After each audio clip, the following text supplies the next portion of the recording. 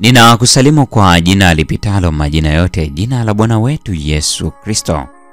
Ninakualika katika mfululizo wa masomo ya kesha la asubuhi, Mwinue Yesu Juu, kwa mwaka wa 2025. Leo ni Mei 23, ambapo tunaenda kuiangazia mada inayosema sheria kwa yenyewe ni kamilifu. Hebu tuombe. Mtakatifu, mtakatifu, mtakatifu, Baba yetu na Mungu wetu keti mahali pasiri juu mbinguni, tunasema asante kwa ajili ya asubuhi ya leo.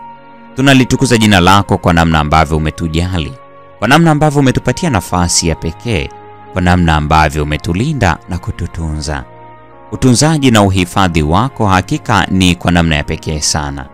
Kila mmoja anaweza akashuhudia namna ambavyo umemlinda, namna ambavyo umemtunza na kumweka salama hadi hii leo. Tunakushukuru kwa namna ambavyo umetembea nasi kila wakati. Nasi tunajikabidhi kwako, udumu kufanya hivyo sawa sawa na mapenzi yako.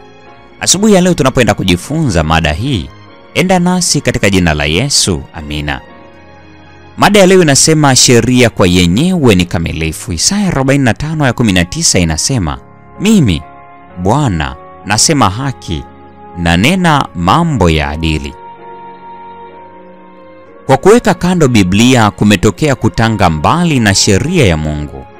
Fundisho la kwamba wanadamu wako huru dhidi ya utii wa amri za Mungu limedhoofisha nguvu ya wajibu wa kimaadili na kufungua milango ya mafuriko ya uovu ulimwenguni.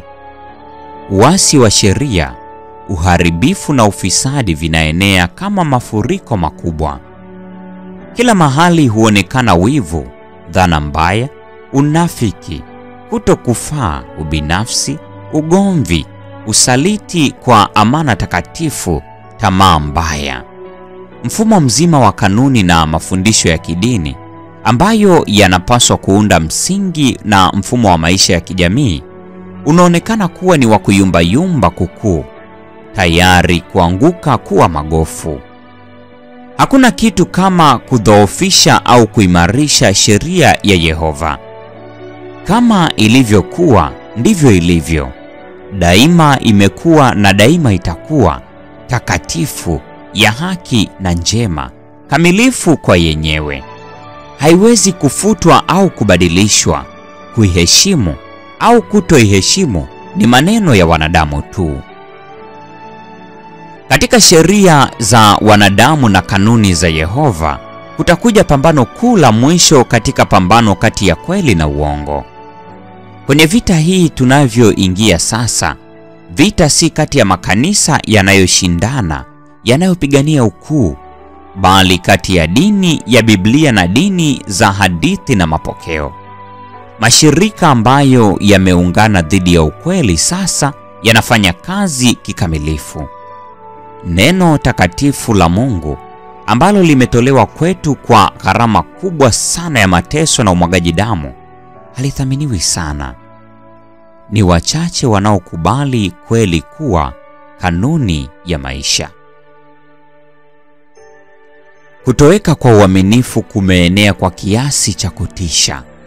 Si ulimwenguni tu, hata katika kanisa kumetokea wengi kuyakana mafundisho ambayo ni nguzo halisi za imani ya Kikristo.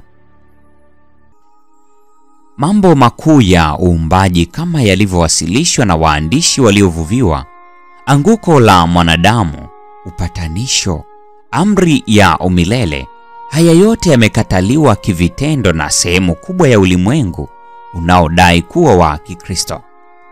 Maelfu wanaojivunia ujuzi wao wanaona kuwa ni udhaifu kuamini Biblia kikamilifu, na kama ushahidi wa elimu kukosoa maandiko na kuyapa tafsiri za kiroho na kufutilia mbali ukweli wake muhimu zaidi.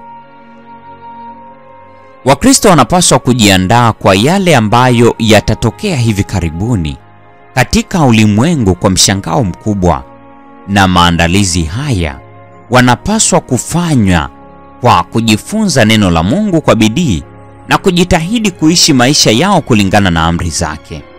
Mambo makubwa ya umilele yanatutaka kitu kando na dini ya kufikirika, dini ya maneno na vitendo, ambayo ukweli hutunzwa katika nyua ya nje.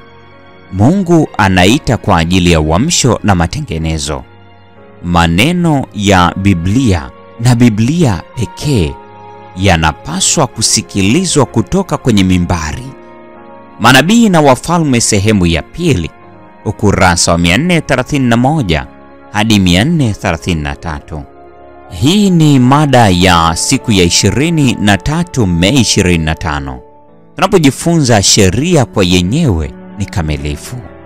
Mungu atubariki sote. Neema yake idumu kwa pamoja nasi sasa na hata milele. Amina.